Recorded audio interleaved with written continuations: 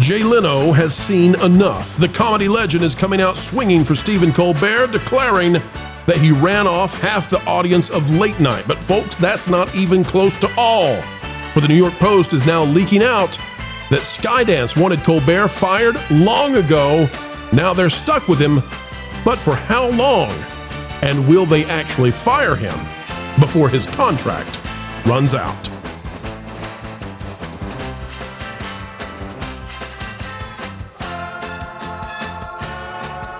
Hello, ladies and gentlemen, and welcome back to another fun-filled Monday. Is it an oxymoron? Yes, but no morons on the screen, and you're not one either. It's time to dive into the latest zany crusades of Stephen Colbert and how he is flummoxing, I tell you, Skydance, CBS, and Paramount. Joining us today is Paul Chatto of Call Me Chatto, the YouTube channel that if you're not yet subscribed to, you should be. Paul, how are you today? I'm good. Speaking of moron, yes, I'm happy to be here.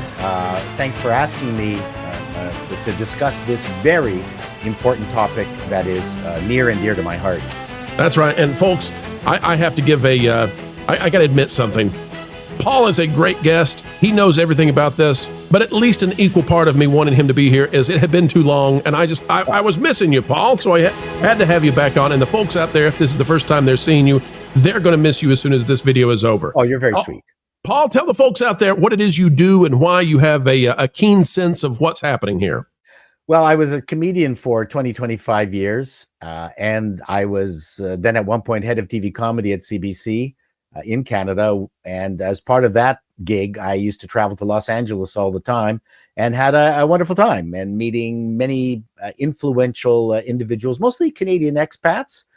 People that you don't realize were Canadian, like Stan Daniels from Taxi and Mary Tyler Moore and oh, damn, the guy who directed most of the MASHes. I'm trying to remember his name. Anyway, yes, all wonderful people.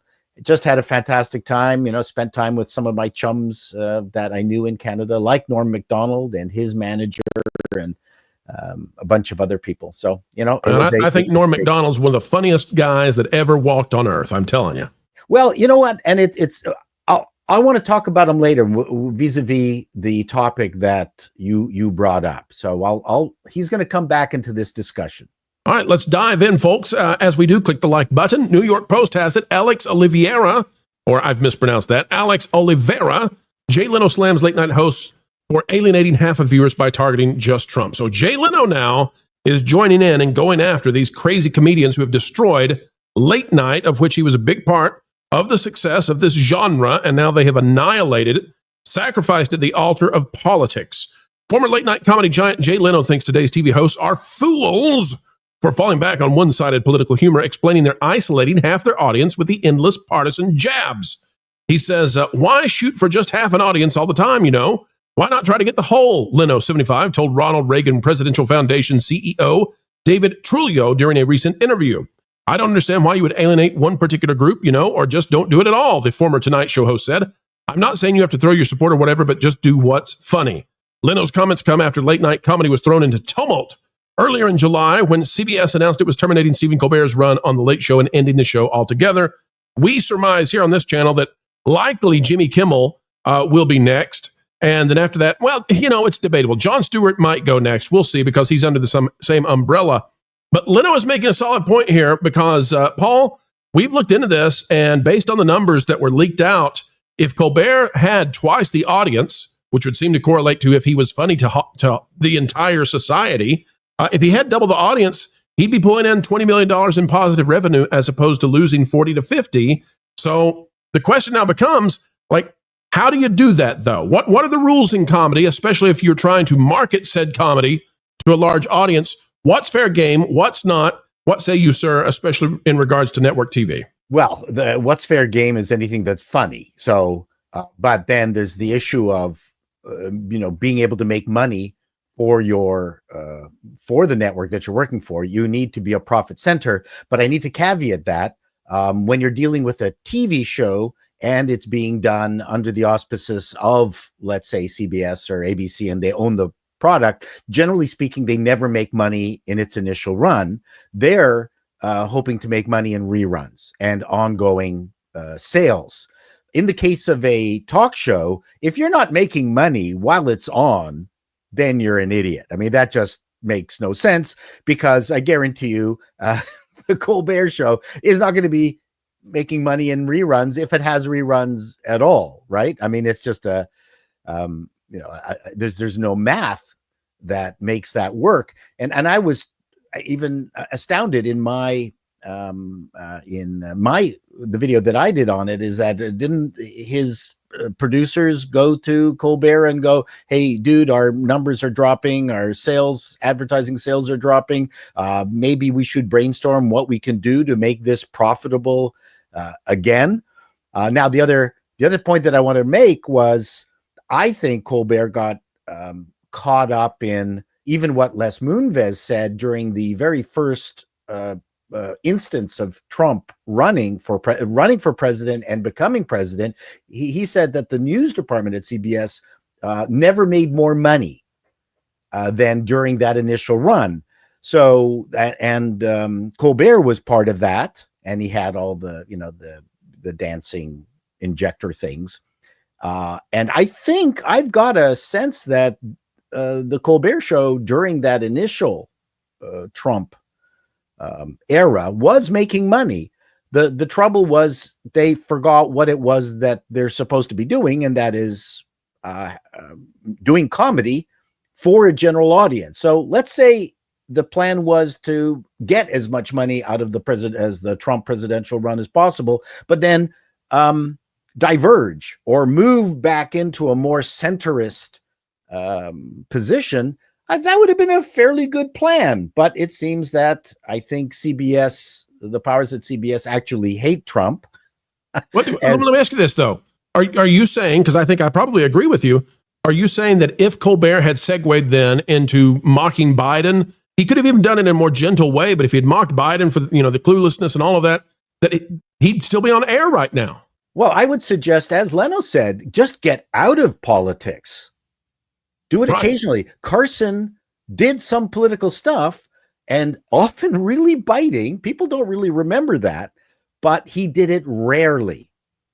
And I would have just taken the money at the very beginning and run and go back to being a talk show host. Now, there's lots of problems with Colbert that have nothing to do with the politics. It was clear that he enjoyed that more than talking to entertainment individuals. He loved having Nancy Pelosi on and Elizabeth Warren and that Schiff. What's his name? Schiff. Yeah, Adam Schiff announced the end of the show with Adam Schiff. Yeah, why on earth are these your guests? This just makes no sense. He has Rachel Maddow envy. He wants to be MSNBC, but he wants to be on a network late night. That's crazy.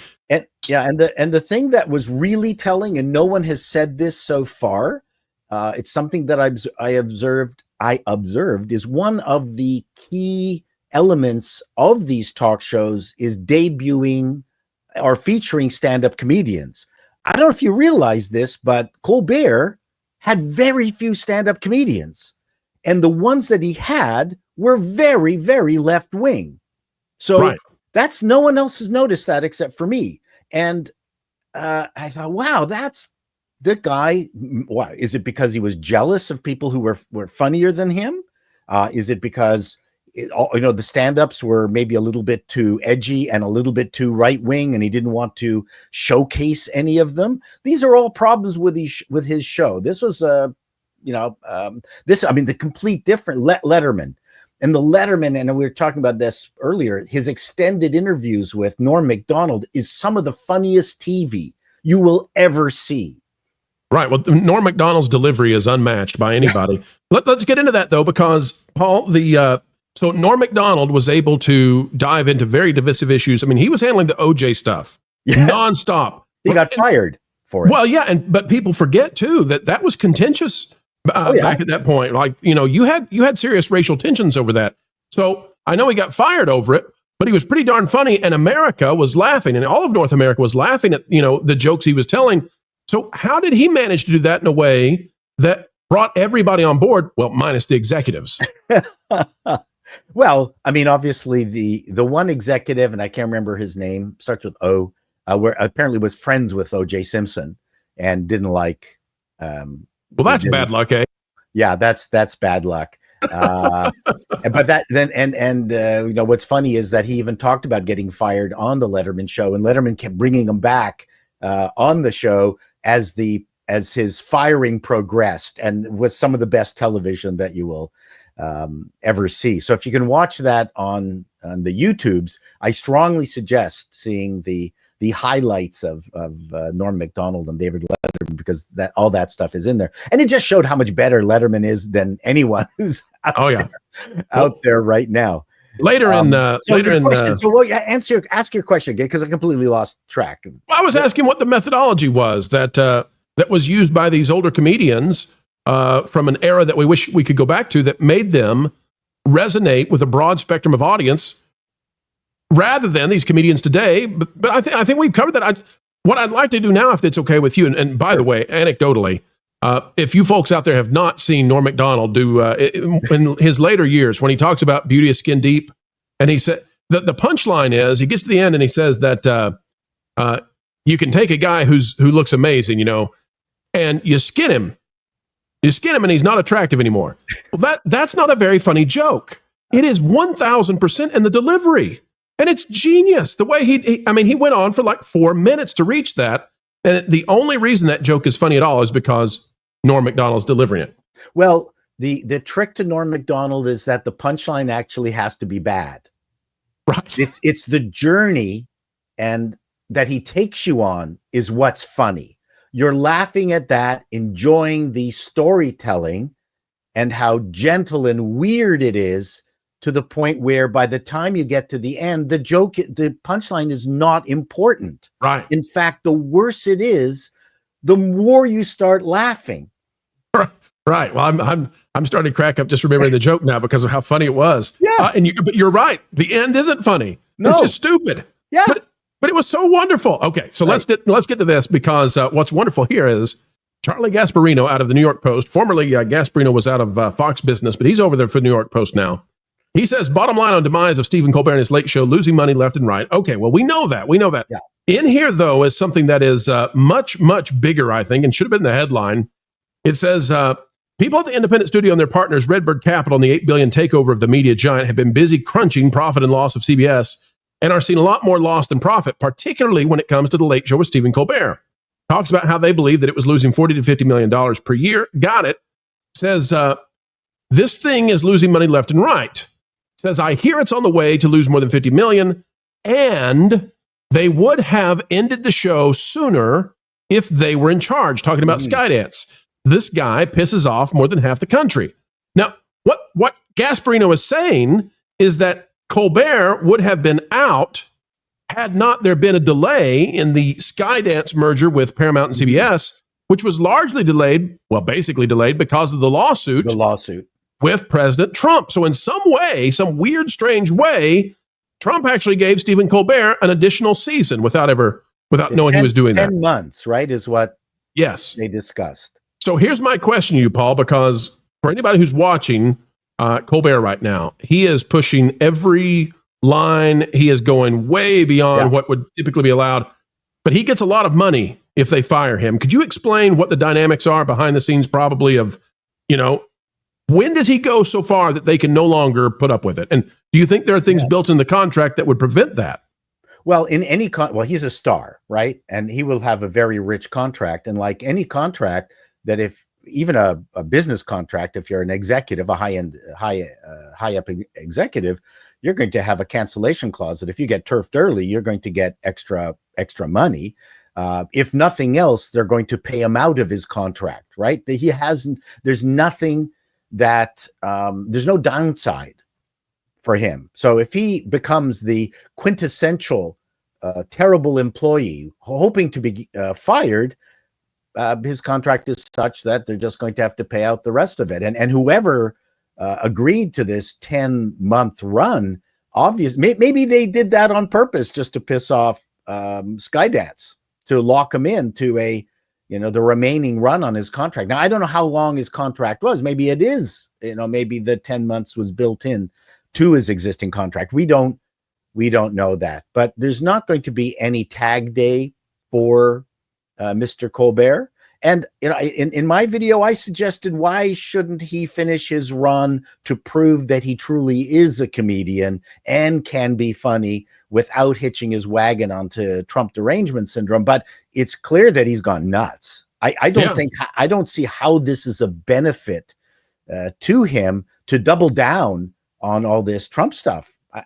Like, what's the point?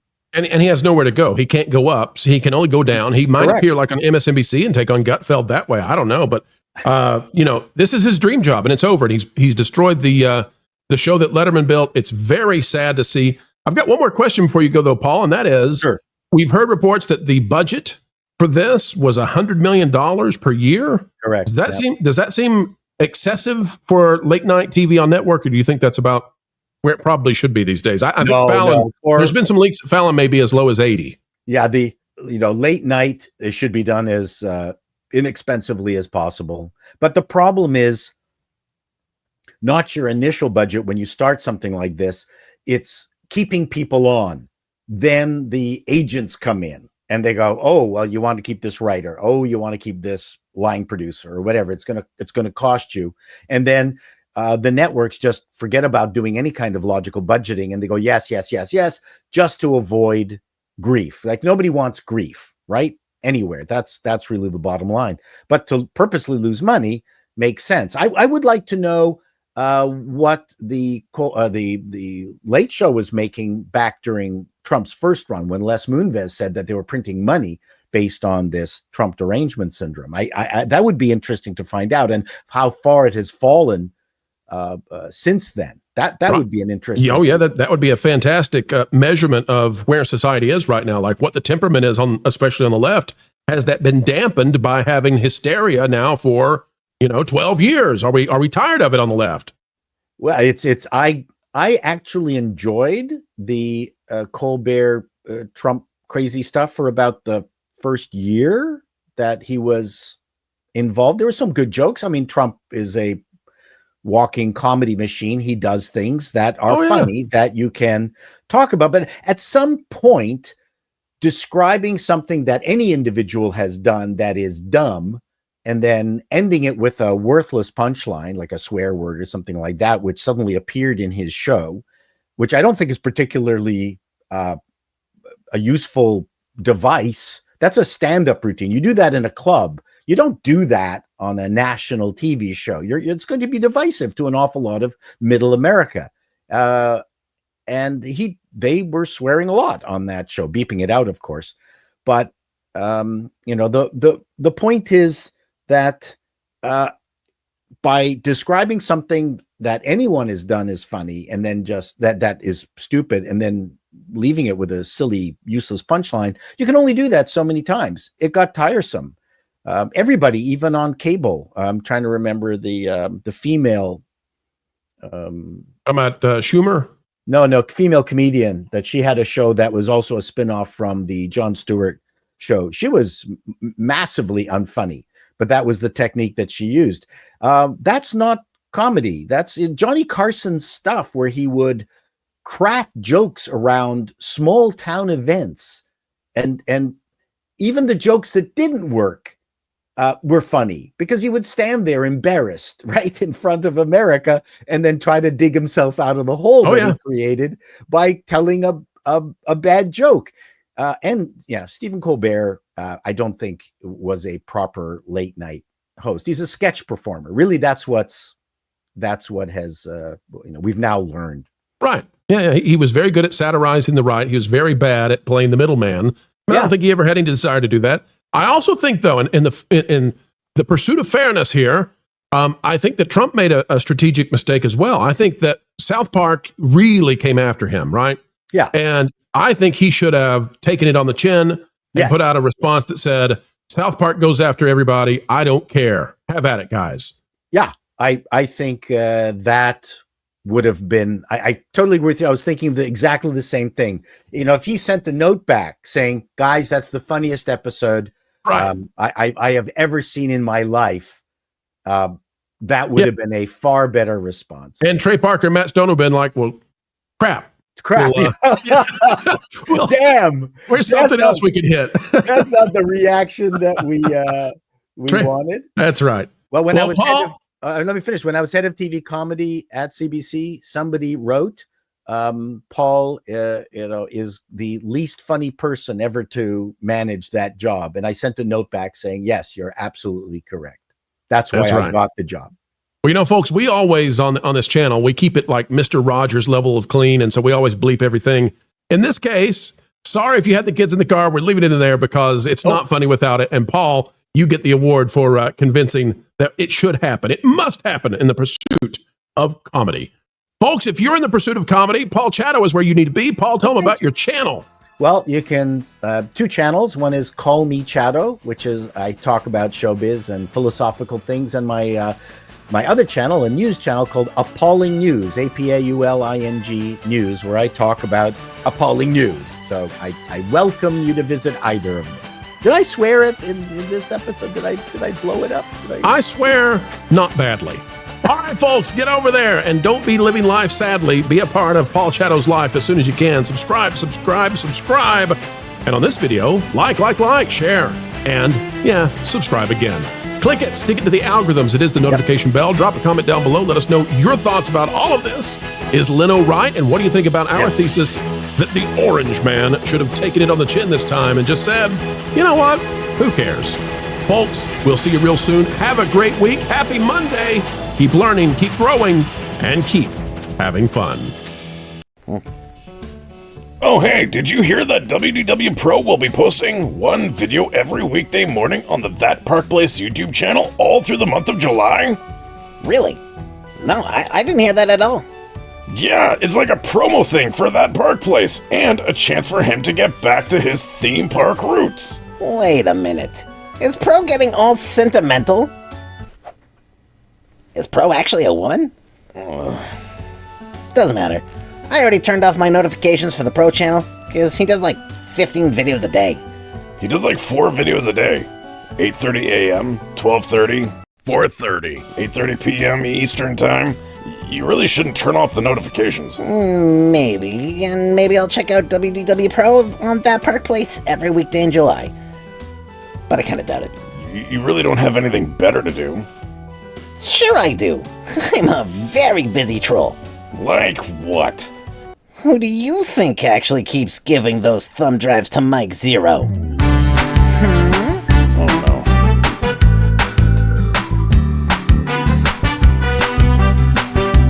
Okay, Coco. Let's go over the line just one more time. Okay. Hello, Mr. Zero. I found this abandoned Lucasfilm rewritable CD in an abandoned Blockbuster video dumpster. With a half-burned carton of cigs and a gold Milton, I can't say this.